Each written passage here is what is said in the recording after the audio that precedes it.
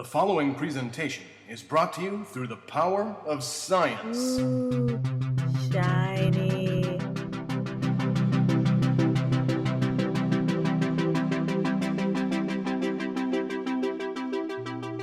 Welcome to Generations Geek, a more or less family-friendly celebration of all that is geeky. I'm science fiction writer Scott Pearson, and along with my daughter Ella, we are two generations of geek.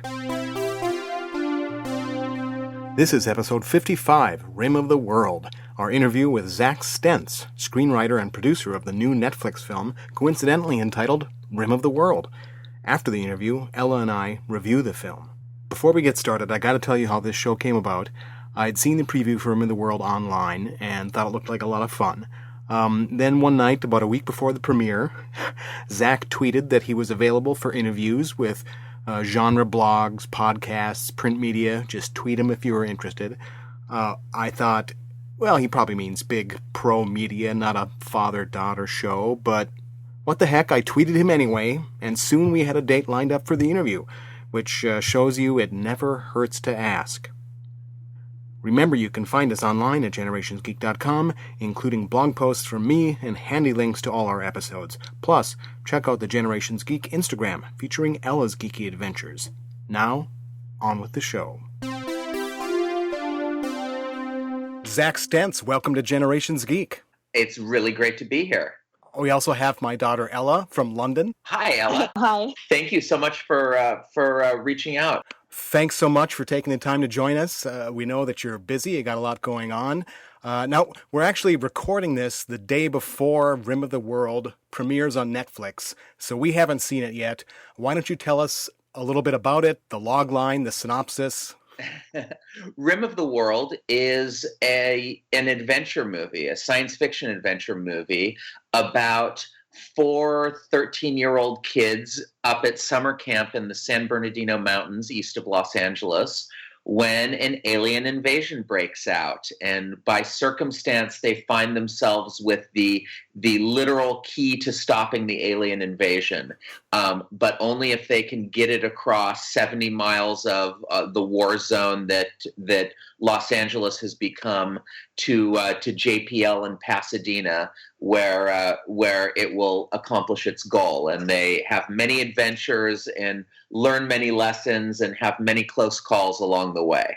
That's amazing. Okay, this semester I wrote a paper on Attack the Block, and I talked about the theme of like childhood nostalgia in 21st century content, like Stranger Things. I think it's super clear that Rim of the World is a love letter to movies like Goonies or Stand By Me. Was there anything specific that inspired you?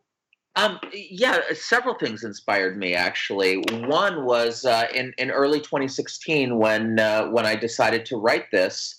I had for several years been lamenting the fact that the kind of wonderful, warm-hearted 1980s kids' adventure movies, like the ones that you referenced, that I grew up with, weren't being made anymore by the studios. And it felt like there was a big gap out there.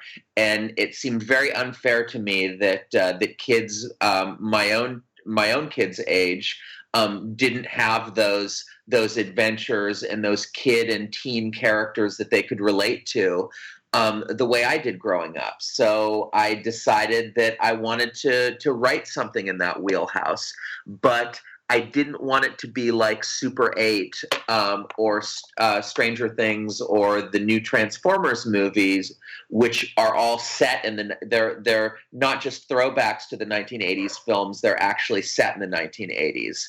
I thought it was much more interesting to see what does an Amblin movie look like in 2019? What do those characters look like in the 21st century, in the age of helicopter parenting and smartphones and not having any unstructured time where you're allowed to go off and have adventures on your own. So that was the kind of gap that I was responding to. And then my own kids go to summer camp up in the San Bernardino Mountains, and there's a highway that you take going up and back called Rim of the World Highway, which I always thought was a really cool name. And it's called that because it overlooks It's up at like 6,000 feet above sea level, and there are these spectacular views where on a clear day you can see practically all of the Los Angeles basin spread before you.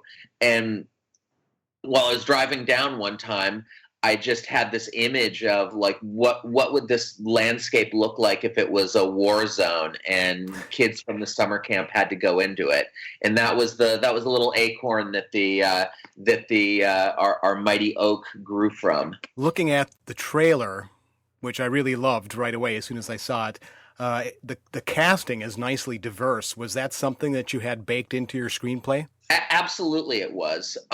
It was a way of conveying. It was a very visual way of conveying that this isn't one of those '80s films where the kids were in almost every case either all white or like all white with their one minority friend. Yeah. It's simply the fact that in 2019, half of all kids in the United States under 18 are people of color. So that's when you have a diverse cast, you're not just, making a statement, you're reflecting the reality of today. And it also, by diversifying the cast, it also was an opportunity to put a new spin on old tropes. Yeah. The character that Benji Flores plays, Darius, is, at least on the surface, before you get to know him, he is a classic rich kid bully from Beverly Hills. If this movie had been made in 1985, he'd be played by James Spader or Billy he'd be the sneering blonde villain. But if you know Beverly Hills and what Beverly Hills is now, Beverly Hills is half Persian. So I thought it was a fun spin to take the rich kid from Beverly Hills, but now he's half African American and half Persian as the character is written, and so on and so forth with the other characters. So was it you said it was just in 2016 that you came up with the idea? Yeah, in movie terms, that 3 years from inception to release of an original movie is the fast track. I wrote the script over summer of 2016 mostly, and as I was about 2/3 of the way done with the script, a little show that no one had heard of called Stranger Things dropped, and all of a sudden, it went from having my agents and managers say, "Why are you writing this? No one wants stories like this anymore," to, okay, maybe there is an audience for this after all. How did you balance your time working on this with your other projects? Did that overlap with your time on The Flash? It did overlap with my time on The Flash, and it overlapped with me writing another spec script, and it overlapped with me working on Booster Gold. Luckily, I was working as a consultant on The Flash at the time, so they only needed me 2 days a week, and I had big gaps of time that weren't spoken for. But I tend to write. If I'm really feeling a script, I tend to write it in a kind of burst, and that's how it ended up working. Although in this case, if I'm remembering right, it was several bursts with Flash episodes and rewrite on Booster Gold in between. How active were you during production? Like, were you on set for rewrites at all? Yes, this is the most active I've ever been. This is the most active I've ever been in, or active I've been involved in a feature film. I wasn't really on set for Thor or X-Men First Class except as a visitor, whereas with this one, I was on set literally every day as a writer and as a producer, helping, working on rewrites, brainstorming with McGee, how to change things on the fly when we needed to use a different location than was in the script, et cetera, et cetera. I was actually involved all the way through post-production and into editing, and and right up until the end. I was the one who found the composer. I felt like I definitely pulled my weight as a producer on this one. That's so special. Yeah. Do you have any favorite stories that you can tell us? Let's see. There was the time in Mammoth. We were shooting up in Mammoth Lakes, and an actual black bear wandered through set. That was exciting. That was a very exciting morning. There were a lot of late nights at this creepy closed down mental health facility out in Pomona, where we fought or where we shot nearly half of the script. And then there was we got to shoot for 3 days on the back lot at Universal Studios, and one of those days we were at Courthouse Square, which, if you're a Back to the Future fan, you will recognize that location immediately, from Back to the Future, from Gremlins, from more movies than I can even mention. And there was something completely iconic about shooting in that location. What was it like working with McG? I mean, he's obviously a renowned action movie director. So how did he take that, like working with the kids, and what was that like? It was wonderful. McG was incredibly collaborative. When you make a feature, it's very different from TV. Like TV, the director kind of works for you. In a feature, you kind of work for the director. It's really the director making the film. And I'll be honest. Like McG really responded to my script, but he did a rewrite himself with a talented young writer named Jimmy Warden, and they kind of edged it up. They edged it up a bit, and at the end of the day, I think it actually made it a better project. I think the end film is kind of a mix of McG's edgier sensibility and my kind of more throwback Amblin sweetness, for lack of a better term. And it's something more interesting than if either of us had gotten our way 100%. So he was a wonderful collaborator. His technical skill set is off the charts. He was calling out like which lens to use in each shot, and like, okay, we're going to do this as a oneer now, and there was a lot going on the technical level, especially for a fairly modestly budgeted film, but he really worked well with. I don't know how much he's worked with kids before, except on The Babysitter, but I think he pulled amazing performances out of these four very young kids. Certainly, from what is in the trailer, their performances look amazing. When you mentioned the bear, I got this image of McG just like rolling with it and trying to get that on film. There's lots of discussion about bears at one point, but no bears actually appear on camera. I will. Spoiler alert. We would have had to get a bear wrangler or something. Yeah. You've mentioned some of your upcoming projects. Can I ask you a few questions about those? Yeah, absolutely. No, I'm just getting some of this from IMDb, which isn't always accurate, but IMDb tells me that you are working on the Big Trouble in Little China remake. Is that true? That is a project that I worked on with my former writing partner about 2 years ago, and okay. We turned in the script, and frankly, I don't know what's going on with it because Dwayne Johnson, The Rock, is attached to star in it, and Dwayne Johnson has movies stacked up for like approximately the next 8 years. So it is unclear how this would fit into that, how this would fit into his schedule. So it's one of those, you do the work and then you just wait. It's out of your hands and you wait and see what happens. Yep. Hurry up and wait. Exactly. And you mentioned this earlier too, with Booster Gold. You're working with Greg Berlanti again on a superhero project. Tell me a little about that. I'm not familiar with that character, actually.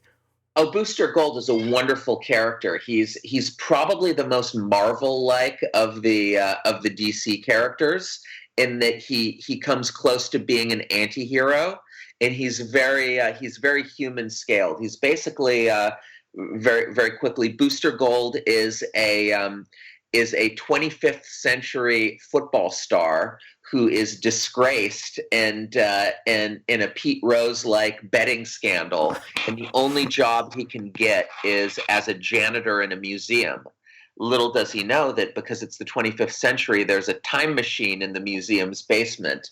And so he basically steals a bunch of high-tech equipment and goes back in time to our time, to the early 21st century, to set himself up as a superhero so he can be rich, famous, and get chicks. And That's the dream. He's living the dream, but it's a story about a kind of douchebag with a heart of gold who has to become a real hero. And I had a tremendous time working on that with Greg and Sarah Schechter, and we got a script that Greg is super happy with, and the situation is very similar to Big Trouble in Little China, in that it's a DC film, and the DC strategy seems to change every week or every month, and we just don't know how it fits into what they want to do, what Warner Brothers wants to do with the DC universe. It's a script I'm very proud of, and I hope they do something with in the future. But it's out of my hands. There's another project on IMDb that I couldn't find much about, Lore. That's how I met McG. That was an original script originally called The Iron Age, that I wrote back in 2015. It was a TV pilot that I like to say was Alias with magic. Nice.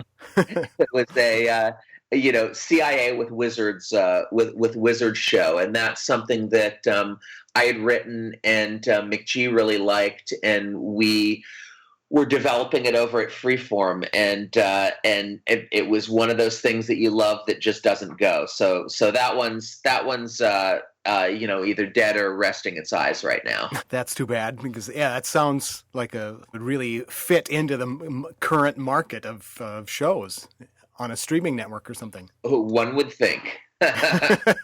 In this house, we love the first Thor movie. So when you were working on that, what was it like creating an origin story that early on in the MCU for a character like who would become so vital? It was scary. It was really scary at first because, the MCU had been kind of, it was in its very early stages. They were still figuring things out at that point. And, they had a lot of success with Iron Man, but Iron Man was the first Iron Man was the most grounded the MCU has ever gotten. And then we had to follow it up with, a space Viking with a magic hammer that flies in the air, which is, there's no way that's grounded. So making it plausible that Thor could exist in the same universe as Iron Man was a big challenge, but it's one that I like to think that we ended up rising to. Definitely. How do you feel about his character development, like sort of through Ragnarok? I will be honest. I liked parts of the Dark World, especially the Thor Loki stuff. The bigger plot didn't really move me all that much. I actually got angry a couple of times in the first Avengers movie because there were moments that I thought that they didn't get his character. But I loved Ragnarok. I thought Ragnarok was terrific. It's both the funniest that the MCU has ever been, but if you look underneath the humor, there's actually this beautiful story about the reconciliation between Thor and Loki, and Loki realizing that underneath everything else, he really does love his brother, and that he really is a son of Asgard. when it counts. And I was really touched by that, and it felt very much like a spiritual sequel to the first movie, even while it went off. It had its very own unique tone. You took the words out of my freaking mouth. Yeah, we're both huge Ragnarok fans. By the way, we had our first draft of the first Thor. We used Immigrant's Song, so it was gonna happen eventually. I loved it. I was, I think, throwing up the devil sign in the theater when they started playing the Zeppelin riff, but but it was also a little bittersweet because it was like, yeah, that was a good decision. You should have trusted us on that the first time.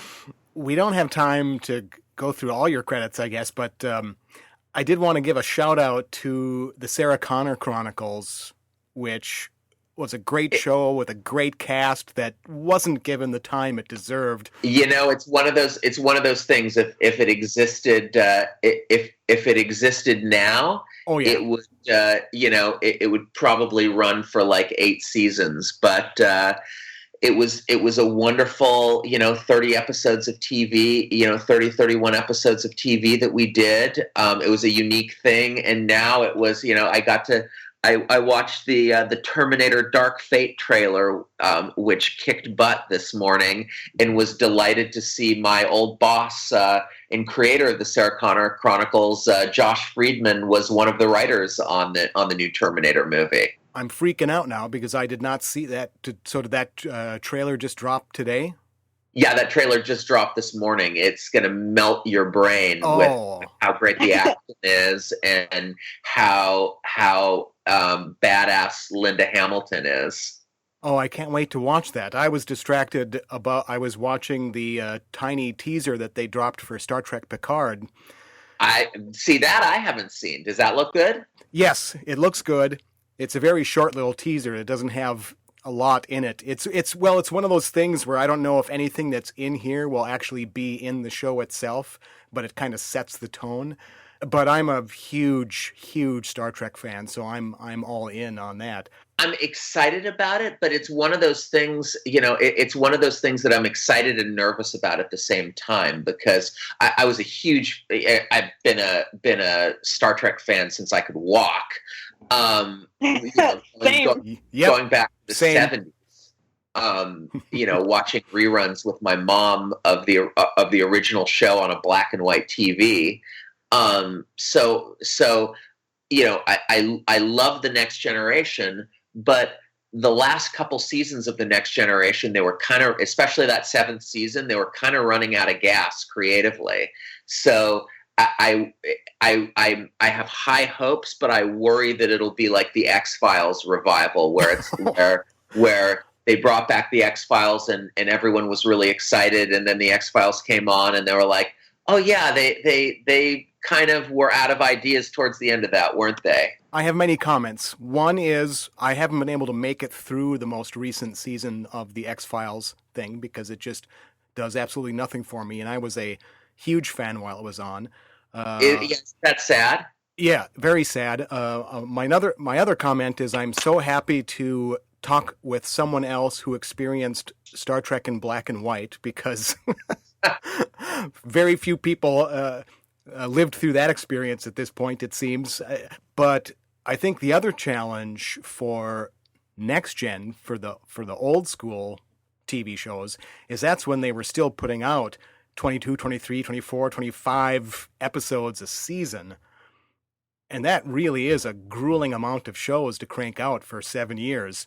And so I really like that we're now getting to this in the new streaming world, that there's more shows that just put out 10 or 15 episodes. And I think that makes it easier to really stay on point. Yeah, it's having worked on 22 episode seasons, which is kind of the network standard, even though that's changing. If it's serialized, you end up kind of having 2 mini seasons, like the first 13 and the back 9, as they call them, tend to have their own identities. But yeah, it is grueling doing a full network run, and especially with the fact that they were largely standalone episodes. I find standalone episodes a lot harder to write than serialized, which surprises a lot of people who aren't TV writers. But it's like, oh yeah, when it's like all one story, you're setting up future episodes in the ones you're doing. But when you're essentially doing Mission Impossible every week, you have to come up with a new science fiction premise that people haven't seen before. So that's why, by episode 6 and 7, they were bringing on long lost relatives every episode, which is always a sign of creative exhaustion. When you're serialized, you have that inertia that's already all built up. It's starting from scratch to get the drama going. Yeah, it definitely is a lot different of an experience. I frankly, with longer running ones, I like the kind of mix, like what the middle seasons of Buffy did with like they'd have the overarching story for the season, but they'd also have some episodes where there was character continuity, but there was a beginning and middle and end of the particular episode that you were watching. So have you been watching Disco? No, it's terrible to say, but I'm waiting for Blu-ray because there's something in me rebels against paying another $10 a month for makes sense. For Star Trek and the Good Fight and CSI reruns. I'm sorry. But they do have the new Twilight Zone now, so I've seen a couple episodes of that, and it hasn't really wowed me, Frank. It hasn't really wowed me, and I say that as someone who worked on the little remembered and little loved UPN remake of the Twilight Zone from the early 2000s.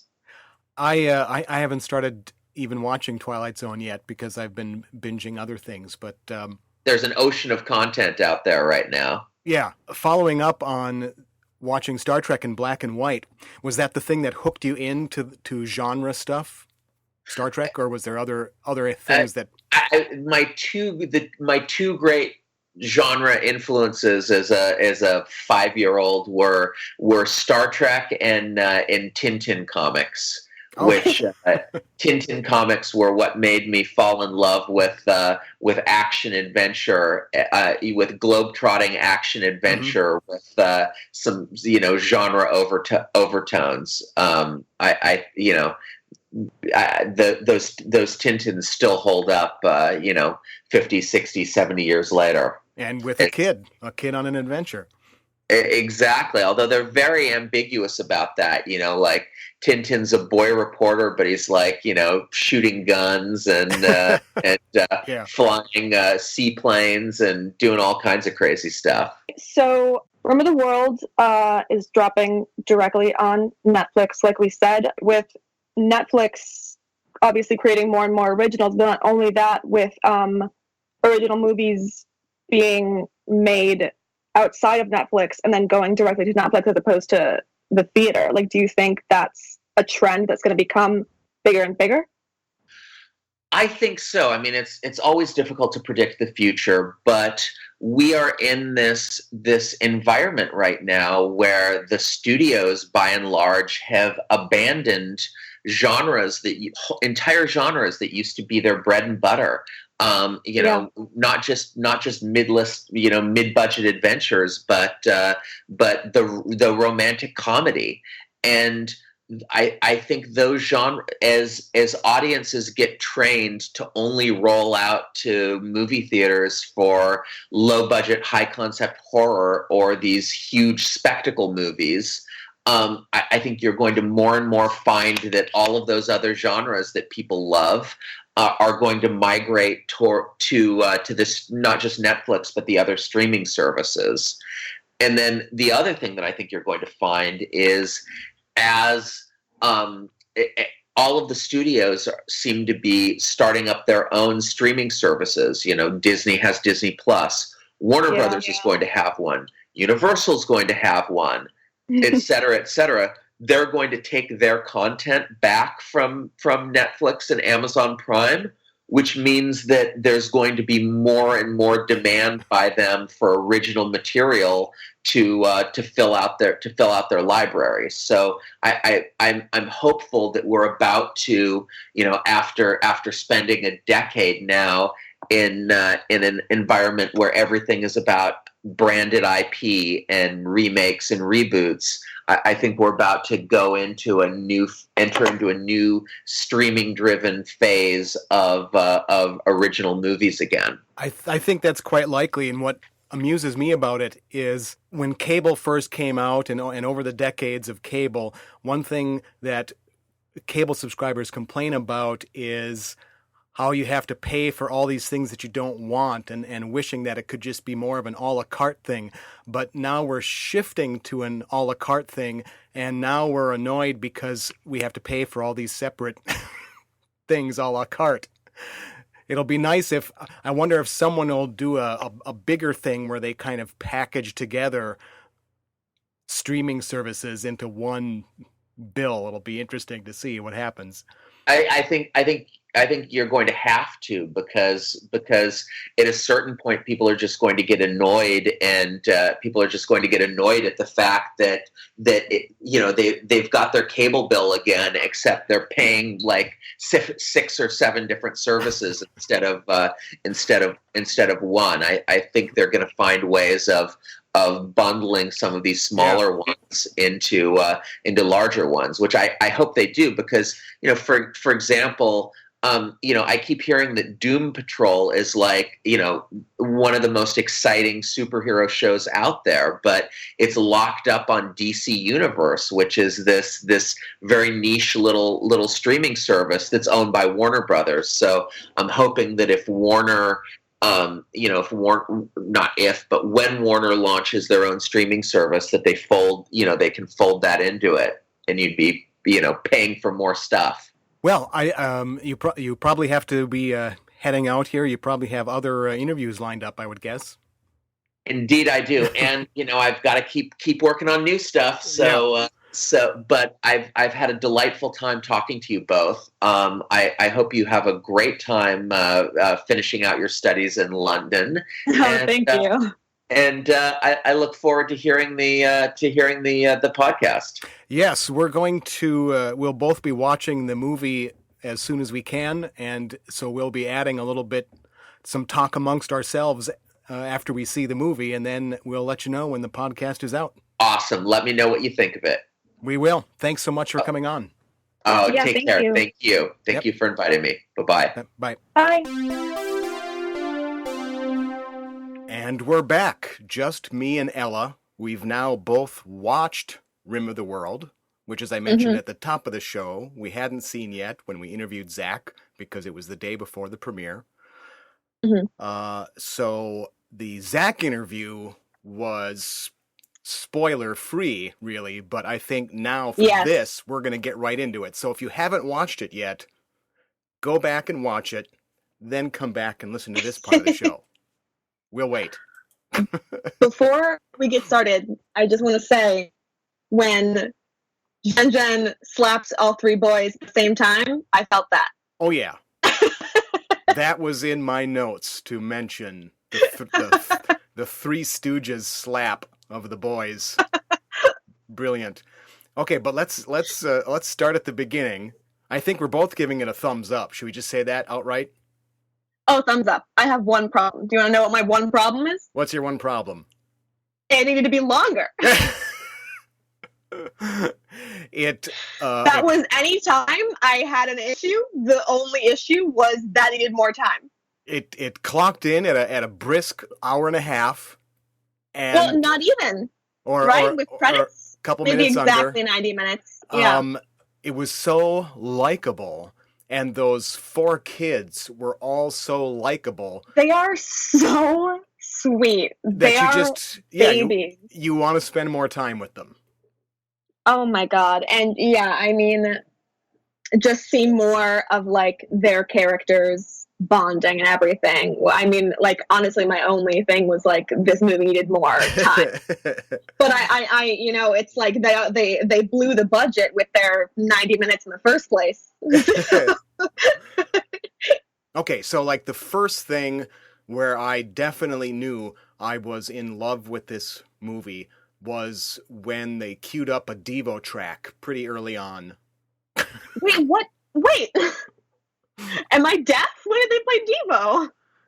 They played Devo over the introduction of what's her name? I've forgotten the characters. I'm so horrible with. They played Girl You Want. Wait, oh my god. As she was coming out of the airport after she conned that guy that. Oh my god. into helping her into the country. Star. Listen. ZhenZhen, God, I wish this movie had come out when I was like 13. Oh, you would have eaten this movie up. Well, I mean, you're eating it up now, but I mean... ZhenZhen would have changed my life. So let's step back to what Zack said in the interview about how he was thinking back to those classic kids movies of his youth. And you're talking about growing up watching E.T. and Goonies and Stand By Me. And I guess I was, well, probably not really a kid anymore when I saw Stand By Me. But anyway, those classic kids on an adventure movies. And he said that he felt like there wasn't one of those right now, and not a contemporary one. Of course, he started working on this like just before Stranger Things, so that hadn't hit yet. But so that's what he was trying to get, was to recapture that feel in a movie that he could watch with his kids. And, well, he nailed it. I mean, this has everything you want. And I mean, the second he said that, I was like, oh, obviously. Like, because I was like, I mean, kids, you know, you can watch The Breakfast Club or whatever, you can watch Goonies, but he was like, you know, that's a gap in, like, modern cinema. I was like, oh my God, he's right. He's right. You know, it was a little bit harder PG-13 than I was expecting, which I'm not saying as a critique. I'm just and so just for, you know, parents that do want to watch it with their kids, you know, you just have to keep that in mind, that the language in some of the scenarios, it's definitely PG-13. So, you know, if you were to fire that up with a 6-year-old, you'd be getting a lot of questions about what does that mean. maybe, depending on the kid. Got a little bit of language. But in a very perfectly contemporary way for how kids, 13-year-old kids talk. Very realistic chatter between the young people. It was just so likable. And the kid, the geek kid, was so good. Yeah. I mean, all four of the leads did great. So stunning. But they were all given sort of emotional backstories. So they all had to carry some weight in their performances. They all had their scenes where they had to get a little emotional, and it was just so well done. But and it starts out in the actual camp, the Rim of the World camp. And so that in itself is a great callback to any movie that you've ever seen that is a summer camp movie. Yeah. You know, it's got the goofy counselors. Also, it's so funny. It's got the loser counselor and the cool counselor. It's got everything. The dude who plays that first counselor, I don't remember what his name in the movie is. I think it's like Logan or something, but that first counselor that's like, Alex, what's up? Here's the black man handshake. You don't do that, that guy? That he's played by King Batch, who was like a big Viner, like one of the biggest Viners when Vine was, you know, alive and well. Okay. And there was this series on Vine of like literally like summer camp Vines. Mm-hmm. And so watching King Batch just be like, hey, what's up? I was like, where am I? Okay, that is funny because me being an old man, I had no name recognition for him at all. But I I'm sure like I wouldn't know King Batch just like looking at him, but when I looked at the cast, I was like, oh my God. But yeah, he was great as a person who has a fear of heights. I loved how they handled Alex's fear of heights when he had a little minor panic attack on the zip line thing. That was done so well. It was, you know, and perfectly, the perfect level of trigger for anyone who is afraid of heights when he looked over that edge, I was like leaning back in my chair. It's like, oh, no. But then, they give just the right amount of time to kind of set up the kids, introduce the situation, and then the aliens come in, and then it turns into the sci-fi action-adventure movie with the kids. And so much fun. They all have their own sort of individual reactions to the situation that fits with their character. One thing that I really enjoyed about the aliens, about their ships, was the very, 1980s video game pew-pew sound of their weapons. Yes. That was, hats off to the sound designer on this movie. Or whoever, maybe it was Zach, maybe it was McGee, but someone somewhere said, we got to have great retro pew-pew sounds. And it was the perfect choice. So there's a moment early in that moment earlier in the film when they're all starting to freak out about what they're going to do, and the boys are arguing, and then the girl just gives them the slap across all three of them, and then Alex, but it was mostly the other two boys, so Alex was like, what'd you hit me for? Oh, because you needed it. All three men needed a slap. That was so funny. I think Zach needs to put out a list of the Easter eggs, the callbacks in this, because there's a few that I spotted and really enjoyed. When the kids get chased into the kitchen, the camp kitchen, by the alien dog monster thing. Clearly a callback to the kids in Jurassic Park hiding in the kitchen. Jurassic Park vibes. Yep. From the Velociraptors.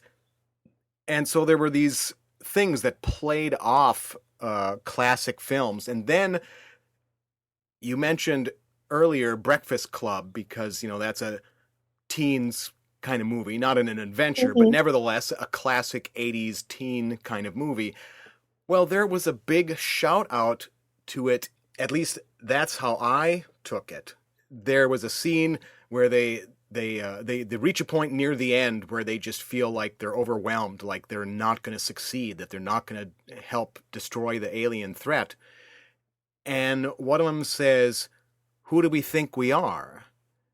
And all four of them, it kind of goes around the circle. They all give a one-word description of themselves. Nerd, criminal, orphan, joke. And to me, that was a direct callback to one of the voiceovers in The Breakfast Club, where they refer to themselves as a geek, a criminal, a princess, a jock, and a basket case. Absolutely. That goes. Well, so you thought the same thing? That screamed Breakfast Club it's also just like, if it wasn't intentional, I'm kind of like, maybe it was in the back of your head, Zach. And as I said, I'm embarrassed. I don't want to, now that we've seen the movie, and now that I've seen the movie, and I'm like, oh my god, I love this. I don't want to. I'm like, what if he listens to this?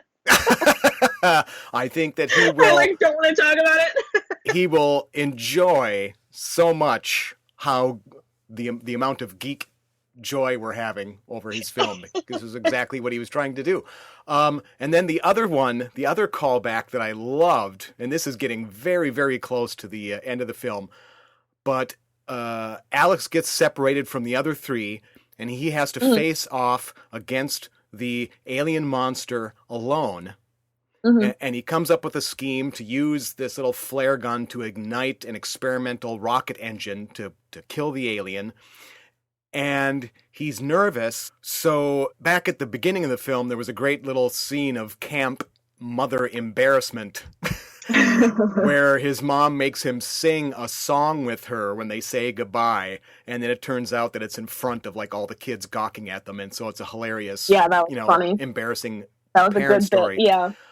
So then at the end of the movie, as he's scared and cornered by the alien and he's getting ready to spring this trap, he starts singing that song again to himself. So on the one hand, it's this touching moment where the kid is singing the song that his mother sings with him. But as he's waiting alone to kill the alien with a weapon in his hand, singing to himself, it's exactly what Ripley does at the end of Alien. I didn't think about that. She's singing to herself, and she's got the mountain climbing, the hook shooting device that she's going to use to blast the alien out and finally kill it. And so there are these homages to classic films, and I just suspect that for every one of those that I noticed, there's probably a half dozen that I missed. Yeah. Just little things, little touches. There's the scene where the car crashes into the LA River and then the monster eventually comes back together because it regenerates. You could draw a line between that and Terminator 2. I mean, there's lots of movies that have car chases that end up in the LA River because it's just this concrete thing. Yeah. So those were the little shout outs to other movies that I wanted to mention. It is an action movie. It's got loads of action. It's, as we mentioned, directed by McG. But it really does take the time to have all sorts of character moments. I don't know. It was also sweet. I mean, also them just being like awkward 13-year-olds. Like when they're all like, okay, we're all going to give ZhenZhen her own bed. And then ZhenZhen comes in and she's like, one of you can sleep like in the bed with me. And then they all like run out at the same time and they're like, who's going to sleep? That was funny. You get the quiet times between the big action set pieces, and every one of those quiet times, then you get these nice character moments where you see each of the kids working through the stuff that they carry, as that kids carry. The only one that we don't get a lot of is ZhenZhen. Yeah, we don't really get she doesn't really explain herself. No, it's like she has kind of run away from home, basically. Yeah, and we don't really get why that happens, and maybe it's nice to have that little bit of mystery left that we don't get. Well, it's also since she also was like, her character is also a little bit, because she didn't talk until, Yes. So, like fun character. A great thing about her was the great trope subverting scene where they get the cool car, the street rod, classic muscle car kind of thing, and Alex recognizes it because his dad had one. So, like, classic boy thing, that's my dad's cool car, I know everything about that car. But then he gets in the car and says, I can't drive a stick. And then it's the girl that jumps in the car and takes care of business. So that was a great Which is me. subversion of the trope. Me learning to drive on a stick when all my friends' parents have automatics. Well, I couldn't help but like getting the picture in my head of her playing racing video games. Yeah. Like from the time she was tiny, I could just picture her like drifting in video games, and then now she really gets the chance to get behind a wheel and take care of business. So that was fun. Getting back to the beginning, the aliens invade, everyone freaks out, and in the freak out, they leave behind this group of kids that has wandered off where they're not supposed to be. Yeah. It's very believable that under these circumstances that would happen. Oh, absolutely. Because you're like, everyone get in the car, we're leaving, and then you're just gone. And they and they could have waited for I don't know how many minutes, and then they just had to say, we got to go. We've got dozens and dozens of kids, and there's only 3 kids missing because the one kid wasn't from camp, so they had 3 stragglers, and they just had to go. It was one of those hard decisions that you would have to make under those circumstances. And so you have this huge coincidence that sets this in motion, that the capsule from the space station happens to land there. So they get the little bit of hardware, this key that they need to use to help destroy the aliens. But, then that sets up the fact that these kids are kind of forced into this position of taking it on their own. But then I really liked that they did try to, as soon as they had a reasonable chance to hand it off to adults, they did so. Yeah. And then we're just ready to be kids again and get on a bus and get, taken care of. But then the army guys get wiped out again by the aliens, and so then once again it's thrust upon them. So much fun. Then they meet that guy in the jail. That was a nice twist to the story too. that you're given this Yeah. impossible decision to make. It's like, well, he's locked up. I would not.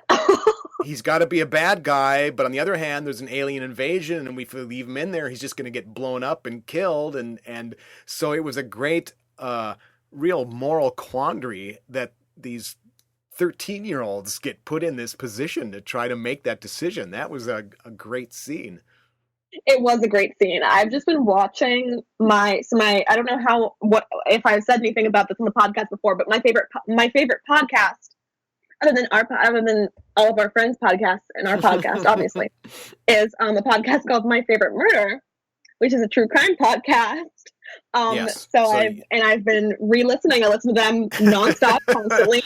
I've been reading this true crime book they recommended. Their book is coming out soon. I've been watching I Survived nonstop. And so this dude starts manipulating these kids. And I'm like, you let him die. You leave him in there and you let him die. I've been watching I Survived for the past 2 days. I was like, kill him. And then, yeah, it definitely comes back to bite them because it turns out he really is a really bad guy. And is willing to try to risk everything to try to make a buck off of giving the key. I didn't blame them, though. Back to the... I was like, good boy, you got a good, what's right and wrong, but, like, you're also 13. Yeah, it would have been hard to make that decision, certainly. As Zach said at the top of the show, I believe, is that they have, like, 70 miles. Yeah. That they have to try to go from the camp to JPL so that they can help the scientists there fire up some satellite weapons that will take out the mothership. Well, they use a nice technique that you just get a little caption on the screen that tells you how many miles. And so the movie can then jump over the quiet spots where they've just been walking or biking for miles and miles and miles. And then you get to another sort of turning point. You see, okay, they're getting closer, but then, stuff goes wrong. Oh, I forgot to mention, right at the beginning when they first make their escape, they have trouble because Alex has never learned to ride a bike.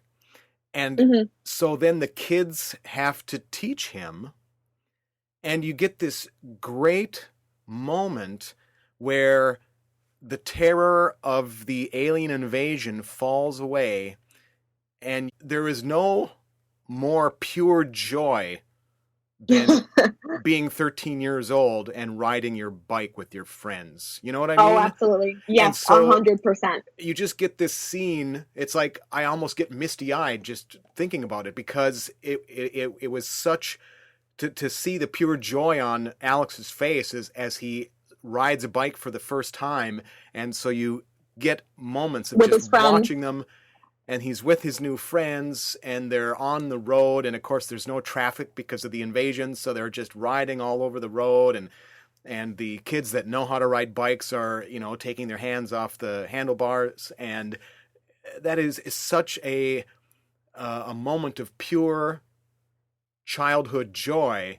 And then it gets the rude awakening at the end when they find themselves overlooking LA and seeing that the city is just really being seriously attacked. Yeah, bombed. Yeah. I mentioned this to Zach about like movies dropping directly to Netflix, like his movie and like the Cloverfield Paradox. But part of me, and I like believe in it, I'm here for it, but part of me wishes so much that this dropped into theaters because I really wanted to, I want to see 3 different cuts of that trailer, and I want to go see this movie in the theater, and I want to see a bunch of 13-year-olds. And I'm just thinking about like when I was in like 8th grade, and like the big thing was like I remember through junior high and high school, my friends and I, every time there was a new Hunger Games movie, we went to see the premiere. And it was always like such a huge thing, when you can't drive yet, and so like you're like kicking it at the mall or whatever, and it's like, just like thinking about you're in 8th grade. And the best thing ever is like being able to go by yourself with your friends to see a movie, and like just being in 8th grade and going by yourself to see this movie. I would lose my mind. I really think that this movie accomplished what it set out to do. Oh, definitely. To just have a fun movie about kids in the style of those classic films that, you can enjoy together. And and like Zach said, having it set now. And so having contemporary music, having contemporary dialogue, having the use of the phones. Oh, that was one last thing that was great. They get the kids into camp, and of course, the first thing they do is they're like, okay, kids, everyone turns in their cell phones. No cell phones in camp. And then as soon as the kids go off on their adventure, it's like they all have their cell phones. Yup. And that is just so classic that they either didn't turn them in when they were supposed to, or they grabbed them before they left. That you never had to hide your cell phone from an adult. Exactly, because there weren't such things when I was a kid. And so that was such a great contemporary bit. Oh, man. Oh, another last thing. ZhenZhen has this pamphlet for the summer camp, and she goes and finds the exact location. That's how they get separated from everyone, because she's out in the woods, and she finds this beautiful overlook over this lake, and she recreates the pose of the person on the pamphlet. It's a kid just like throwing their arms in the arms air. up, and it's just this joyous, freeing kind of moment that she's in this beautiful location, and she's raising her hands up above her head, and it was very moving, and then it gets interrupted. Yeah, that was sweet. And hijinks ensue. Oh, and one last thing I wanted to mention. I guess this is my third last thing I want to mention was the introduction of, what was his name? But they were playing this great hip hop music, and he was dancing down the stairs and dancing out. Darius. Oh my gosh, that was so good. He was so funny. And actually, and the other thing that I was going to say, the line that made me burst out laughing both when I watched the trailer before it dropped and then when I watched the movie is when Gabriel, they're watching the alien ships go by, and Gabriel goes, "It's Independence Day," and then Darius goes, "It's June." Yeah. Gabriel.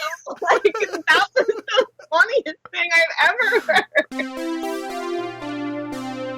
And that's all the time we have for this episode.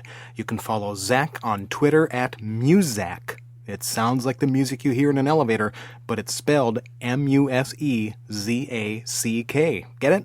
Tune in next time for episode 56, all aboard the Hogwarts Express, when Ella Skypes in from London to tell us about visiting the Making of Harry Potter exhibit at the Warner Brothers studio in Watford and seeing Harry Potter and the Cursed Child live on stage. That is, unless I change the order of the shows again, like I do.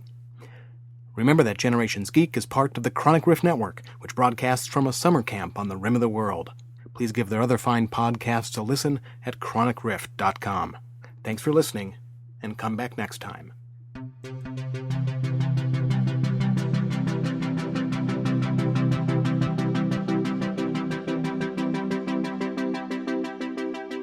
No geeks were harmed in the making of this podcast. Ooh, shiny.